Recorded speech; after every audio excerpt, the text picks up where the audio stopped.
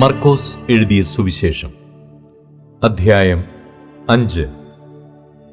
അവർ കടലിന്റെ അക്കരെ ഗദരദേശത്ത് എത്തി. പടകിൽ നിന്ന് ഇറങ്ങിയ ഉടനെ അശുദ്ധാത്മാവുള്ള ഒരു മനുഷ്യൻ കല്ലറകളിൽ നിന്ന് വന്ന് അവനെ എതിരേറ്റു. അവന്റെ പാർപ്പ് കല്ലറകളിൽ ആയിരുന്നു.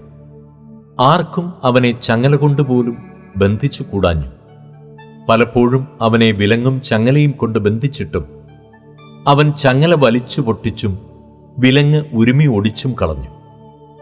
ആർക്കും അവനെ അടക്കുവാൻ കഴിഞ്ഞില്ല. അവൻ രാവും പകലും കല്ലറകളിലും മലകളിലും ഇടവിടാതെ നിലവിളിച്ചും തന്നെത്താൻ കല്ലുകൊണ്ട് ചതച്ചും പോന്നു. അവൻ യേശുവിനെ ദൂരത്തു നിന്ന് കണ്ടിട്ട് ഓടിച്ചെന്ന് അവനെ നമസ്കരിച്ചു. അവൻ ഉറക്കെ നിലവിളിച്ചു, യേശുവേ, മഹോന്നതനായ ദൈവത്തിന്റെ പുത്ര, എനിക്കും നിനക്കും തമ്മിൽ എന്ത്? ദൈവത്താണ്, എന്നെ ദണ്ഡിപ്പിക്കരുതേ എന്ന് അപേക്ഷിക്കുന്നു എന്ന് പറഞ്ഞു. അശുദ്ധാത്മാവേ, ഈ മനുഷ്യനെ വിട്ട് പുറപ്പെട്ടു പോക എന്ന് യേശു കൽപ്പിച്ചിരുന്നു. നിന്റെ പേരെന്ത് എന്ന് അവനോട് ചോദിച്ചതിന്, എന്റെ പേർ ലെഗ്യോൻ, ഞങ്ങൾ പലരാകുന്നു എന്ന് അവൻ ഉത്തരം പറഞ്ഞു. നാട്ടിൽ നിന്ന് തങ്ങളെ അയച്ചു കളയാതിരിപ്പാൻ ഏറിയോന്ന് അപേക്ഷിച്ചു. അവിടെ മലയരികെ ഒരു വലിയ പന്നിക്കൂട്ടം മേഞ്ഞുകൊണ്ടിരുന്നു. ആ പന്നികളിൽ കടക്കേണ്ടതിന് ഞങ്ങളെ അയക്കണമെന്ന് അവർ അവനോട് അപേക്ഷിച്ചു. അവൻ അനുവാദം കൊടുത്തു. അശുദ്ധാത്മാക്കൾ പുറപ്പെട്ട് പന്നികളിൽ കടന്നിട്ട് കൂട്ടം കടുംതൂക്കത്തോടെ കടലിലേക്ക് പാഞ്ഞ് വീർപ്പുമുട്ടി ചത്തു. അവ ഏകദേശം 2000 പന്നികളെ മേയ്ക്കുന്നവർ ഓടിച്ചെന്ന് പട്ടണത്തിലും നാട്ടിലും അറിയിച്ചു. സംഭവിച്ചത് കാണുവാൻ പലരും പുറപ്പെട്ടു യേശുവിന്റെ അടുക്കൽ വന്നു.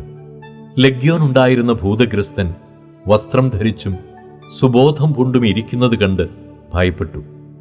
കണ്ടവർ ഭൂതഗ്രസ്തന് സംഭവിച്ചതും പന്നികളുടെ കാര്യവും അവരോട് അറിയിച്ചു. അപ്പോൾ അവർ അവനോട് തങ്ങളുടെ അതിർ വിട്ടു പോകുവാൻ അപേക്ഷിച്ചു തുടങ്ങി. അവൻ പടകേറുമ്പോൾ ഭൂതഗ്രസ്തനായിരുന്നവൻ താനും കൂടെ പോരട്ടെ എന്ന് അവനോട് അപേക്ഷിച്ചു.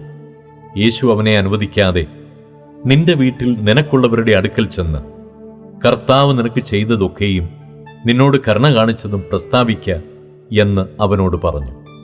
അവൻ പോയി യേശു തനിക്ക് ചെയ്തതൊക്കെയും ദെക്കപ്പൊലി നാട്ടിൽ ഘോഷിച്ചു തുടങ്ങി. എല്ലാവരും ആശ്ചര്യപ്പെടുകയും ചെയ്തു. യേശു വീണ്ടും പടകിൽ കയറി ഇക്കരെ കടന്ന് കടലരികെയിരിക്കുമ്പോൾ വലിയ പുരുഷാരം അവന്റെ അടുക്കൽ വന്നുകൂടി.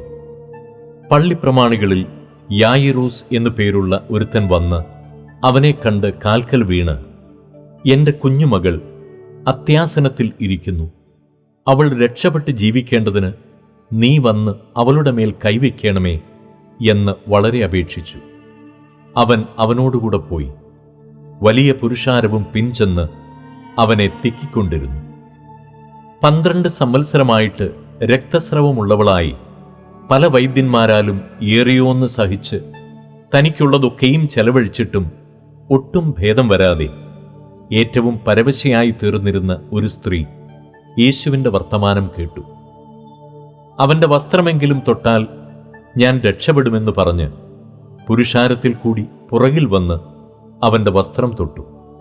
ക്ഷണത്തിൽ അവളുടെ രക്തസ്രവം നിന്നു. ബാധ മാറി താൻ സ്വസ്ഥയായി എന്ന് അവൾ ശരീരത്തിലറിഞ്ഞു. ഉടനെ യേശു തങ്കൽ നിന്ന് ശക്തി പുറപ്പെട്ടു എന്ന് ഉള്ളിലറിഞ്ഞിട്ട് പുരുഷാരത്തിൽ തിരിഞ്ഞ്, എന്റെ വസ്ത്രം തൊട്ടത് ആർ എന്ന് ചോദിച്ചു. ശിഷ്യന്മാർ അവനോട്, പുരുഷാരം നിന്നെ തിക്കുന്നത് കണ്ടിട്ടും എന്നെ തൊട്ടത് ആർ എന്ന് ചോദിക്കുന്നുവോ എന്ന് പറഞ്ഞു. അവനോ അത് ചെയ്തവളെ കാണുവാൻ ചുറ്റും നോക്കി. സ്ത്രീ തനിക്ക് സംഭവിച്ചത് അറിഞ്ഞിട്ട് ഭയപ്പെട്ടും വിറച്ചും കൊണ്ടുവന്ന് അവന്റെ മുമ്പിൽ വീണ് വസ്തുതയൊക്കെയും അവനോട് പറഞ്ഞു. അവൻ അവളോട്, മകളെ, നിന്റെ വിശ്വാസം നിന്നെ രക്ഷിച്ചിരിക്കുന്നു. സമാധാനത്തോടെ പോയി ബാധയൊഴിഞ്ഞ് സ്വസ്ഥയായിരിക്ക എന്ന് പറഞ്ഞു. ഇങ്ങനെ പറഞ്ഞുകൊണ്ടിരിക്കുമ്പോൾ തന്നെ പള്ളിപ്രമാണിയുടെ വീട്ടിൽ നിന്ന് ആൾ വന്നു. നിന്റെ മകൾ മരിച്ചുപോയി, ഗുരുവിനെ ഇനി അസഹ്യപ്പെടുത്തുന്നത് എന്തിന് എന്ന് പറഞ്ഞു. യേശു ആ വാക്ക് കാര്യമാക്കാതെ പള്ളിപ്രമാണിയോട്, ഭയപ്പെടേണ്ട, വിശ്വസിക്ക മാത്രം ചെയ്യുക എന്ന് പറഞ്ഞു. പത്രോസും യാക്കോബും യാക്കോബിന്റെ സഹോദരനായ യോഹന്നാനുമല്ലാതെ മറ്റാരും തന്നോടുകൂടെ ചെല്ലുവാൻ സമ്മതിച്ചില്ല. പള്ളിപ്രമാണിയുടെ വീട്ടിൽ വന്നാറെ ആരവാരത്തെയും വളരെ കരഞ്ഞു വിലപിക്കുന്നവരെയും കണ്ടു. അകത്തു കടന്നു. നിങ്ങളുടെ ആരവാരവും കരച്ചിലും എന്തിന്? കുട്ടി മരിച്ചിട്ടില്ല, ഉറങ്ങുന്നതത്രേ എന്ന് അവരോട് പറഞ്ഞു.